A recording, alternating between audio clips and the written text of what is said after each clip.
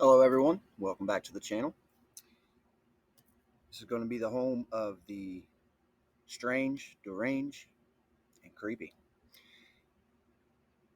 So make sure if this is your type of content, you elbow drop the like button, just like an old school Randy Savage jumping off the top rope. Make sure you subscribe, and make sure you comment. I like to engage with everybody. So with that said,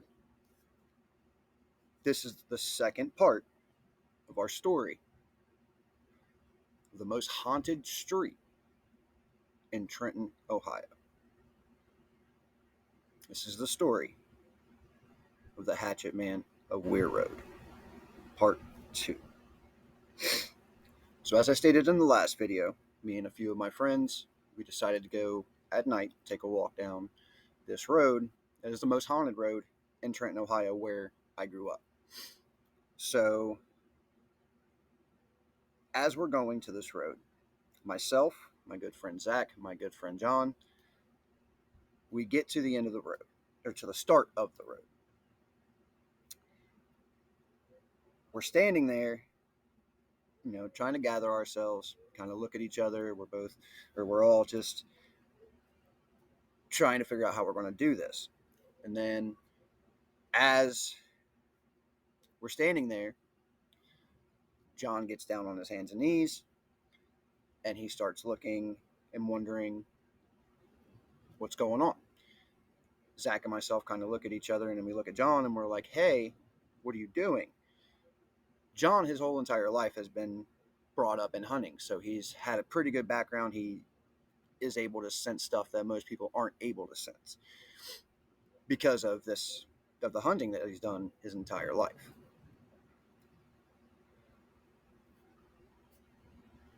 Next thing we know, there is a dog that comes up to us. Reports, as I stated in the last video, there was a dog on Weir Road that would disappear and he would come back and he would just show himself, and it was just strange. It wasn't very natural of the things that would happen with this dog. So this dog comes up to us and we're all kind of standing there in amazement, wondering, hey, what's going on? And the dog is playful the whole time. Now, back when this road was used as a big slaughterhouse and everything like that, they had eventually renovated the entire area and made it a whole entire new built slaughterhouse. There was 3 separate buildings that were used as like holding for the cows and stuff like that. So as this dog's playing with us, we start walking down the road. Everything's going good. We see the cows kind of out in the yard and we're like, okay, this is going to be an easy walk. We're going to be the big guys. We had the balls to go out and we make this walk. Well, as we get to the first of the 3 holding pens for the cows and the other animals that they were using at the slaughterhouse at the time, we start hearing a sound which sounded like metal scraping on metal. Now, if you've ever been to a slaughterhouse or around a slaughterhouse, you would understand, or you would know that most slaughterhouses have their animals in a path so that when they're going through, they can tag them and they can do whatever they need to, and then that's how they would pull what they need. So we start walking. Again, like I said, we hear the scraping on metal, and I looked at John. John looked at me, and we all both kind of looked at Zach, and then Zach had said, I don't know what that was. And I said the exact same thing. I'm not 100% sure, but as we're walking, the sound continued following us, as if someone was taking something metallic and sharp and just scraping it across the building as we're walking across the building. So we decided, hey, let's just chalk it up as a cow. It's very possible that a cow saw us and decided, hey, I'm going to follow these guys. One of those things. So we get to the end of the first barn. The sound stops. Okay, no big deal. I said to Zach, not sure what that was, but it was definitely a little creepy.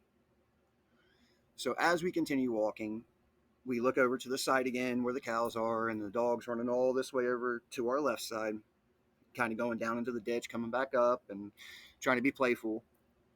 So we were playing with the dog as we're walking as well. So it was kind of a distraction to have the dog as well walking with us. We get to the second barn, or the second holding pen. We hear once again, as soon as we get to the very beginning of this holding cell, this holding pen, scraping metal on metal again, and it's following us the whole way. So as we're walking and as we're trying to deduce what's going on here, again, we just chalk it up to another animal, another cow trying to chase us or follow us. We're not 100% sure exactly what's going on. This time, it definitely kind of seemed a little bit more outlandish, a little bit more creepy. We decided, hey, let's just stop a minute. Let's take a breath. Maybe we're just overthinking this. Maybe we're already in our heads. This is supposed to be the most haunted road in our town. We just need to kind of get our bearings and march forward. As we're doing this, it comes to a point. We gather ourselves. I look at Zach. I said, Zach, are you okay? Are you ready to go? Zach says, absolutely. I look at John. I said, John, are you ready to go? John says, let's do it. So as we start walking, we have about a, I don't know, maybe 10-foot walk to the next part of the section where the next barn would be. So we decided we're going to make this walk. We continue doing it. We get to the third holding pen barn, and as we are standing there, we waited. And we said to each other, we all kind of agreed in agreement, if we hear this sound again, we are definitely turning around and we're going back. Because that would mean something is definitely going on that we have no idea what it is, and it is very, very creepy. So as soon as we start on the third barn, it starts for a second and then it stops. As we stopped, because we heard it. So we're like, okay, fine, we'll chalk that up to a cow. Well, we start walking again, and again, as soon as we start walking, the sound continues. We all looked at each other and we said, all right, nope, we're not doing this. So we start taking off to the end of the road. Just turn around, walking leisurely. All of a sudden, all three of us stop and we feel some kind of something coming at us. We're not 100% sure exactly what this is, but it's terrifying enough that we decide, all right, enough. We're frozen in fear. And as we slowly turn around to look behind us, because we felt something staring at us, there is this, I want to say it had to have been at least 7 foot tall, standing there, just kind of like that. It had long gray flowing hair. It had on a black, like, I don't know, maybe like olden days wardrobe. And it was just standing there, and its fingers were long and massive, and it had green, like almost this color green behind me, skin. Immediately we took off running to the end of the road. Back then I was a little bit heavier, and I was actually keeping up with Zach and John, and they were pretty skinny, but that's how terrified I was. We take off, we get to the end of the road. We turn around, and this thing's still standing there and just looking at us.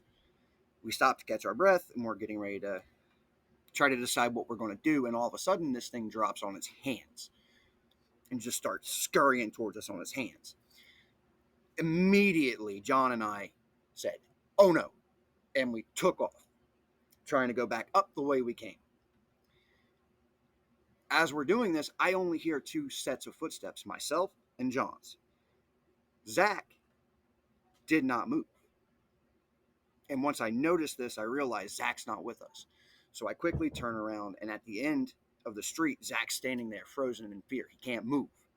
This thing is coming at him faster and faster and faster. Finally, I turn around, bolt down to the end of the street, grabbed Zach and said, let's go. We got to go. We can't do this. We got to run. Zach finally snaps out of it, and we just take off running. Now, going down into the road, there is a hill that you go up and you go down. We decided, hey, let's stop at the top of the hill, catch our breath. We turn around once we get to the top of the hill, thinking we may have outrun this thing or got close enough to where we can stop for a second to catch our breath and then take back off again if needed be. But as we do that, the thing standing or sitting there at the edge of the road on its hands looking up at us, we can't really see its face, but we do see pupils, pure black pupils, as if this thing had no eyes. This immediately freaked us out, but it was not leaving that road. It's just staring at us. So we're like, okay, we caught our breath for a second. We waited to see if this thing was going to chase us. It did not. And then all of a sudden we hear the patter of paws on concrete. And we're like, oh God. But we turn and it's the dog. So we're going down to go back down the road to go back to where I was living at the time. Because we were all, supposed to be having a sleepover. This was never planned. We just told my parents, like, hey, we're going to go hang out. We're going to go have fun. We're going to go to the park maybe. Just do some things normal teenage kids would do. However, that turned into us going down this road and running into this whole mysterious thing and everything that happened. So this dog is with us this whole time, obviously. We're getting ready to go down the hill. Keep in mind, you can see at the top of this hill going down back into town where the school was and where everything else was, kind of like the edge of the town. There was no vehicles in sight. None. Not a single vehicle. So we're walking and we're trying to figure it out. Like, okay, let's just go back to my house. We'll tell my parents what happened. We'll be honest. Because honestly, we were terrified. So we started walking down the hill. And out of nowhere, we see had to have been a 1950s truck. 1960s maybe. In Ohio, this is actually kind of normal and actually something that happens almost on an everyday basis. You'd see multiple times a day older vehicles being driven around because, back then, everybody in that town loved these old cars. Rightfully so, because I myself love old cars. However, the dog is still with us this whole time. And this truck's just coming straight barreling at us up the hill. And we're calling for the dog like, hey, come on, get over here. And all three of us, still to this day, will tell you that dog turned and smiled at us. And then we're freaked out. We're covered in blood. We're covered in spit from the dog, blood, everything. The truck just kept going. And as we turned to look, the truck was no longer there. So we bolted. And we ran what would have been about 45 minutes back to my home. As we got in the door, we're screaming. We're covered in blood. We're covered in blood. Help us. Something happened. We're covered in blood. And my mom and my father are just kind of looking at us like, where? Where's this blood you're covered in? So we started looking, and we could still feel the blood on us. We're still looking. We just look at each other and like, none of us have blood on us, but we can feel it. So my mom and my father sat us down and said, hey, calm down. We got a drink, kind of just to breathe a little bit, catch our breaths. We just basically ran 45 minutes back to my house. And we tell my mother what happened. And then this is when things start getting really, really strange.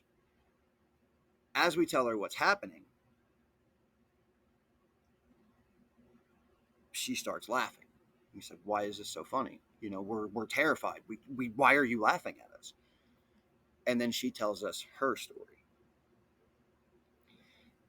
Back when my mother was a teenager, Her and her friends, they would get drunk, they would do parties, they would smoke weed, they would do all these normal type of things that teenagers would do, especially back in that period of time, just like we did in the 90s as kids and teenagers in early 2000s.